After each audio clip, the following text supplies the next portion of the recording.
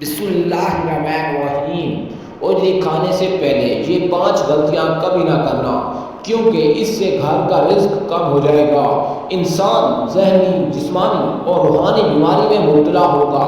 وہ عورتیں جو حاملہ نہیں ہوتی یا وہ مرد جو مردانہ کمزوری کا شکار ہیں، ان کے لیے بہترین غذا ہے، لیکن جب اوجری کھایا کرو تو کوشش کر کے ان غلطیوں سے بچو۔ پہلی غلطی، اس کو صاف کرنے میں کوتاہی نہ کرو۔ اس کو اتنا صاف کرو کہ اس کی ساری میل اوجری سے ختم ہو جائے اور وہ صاف و شفاف دکھنے لگے۔ دوسری غلطی، اس کو فوراً نہ پکایا کرو، بلکہ کچھ دیر اس میں دہی ڈال کر رکھ دیا کرو تاکہ پوری طرح سے اس کی خوشبو مدھم ہو جائے۔ تیسری غلطی، جیسے ہی اوجری کھایا کرو فوراً اس کے اوپر دودھ نہ پیا کرو، ورنہ اس کے فوائد الٹ جائیں گے۔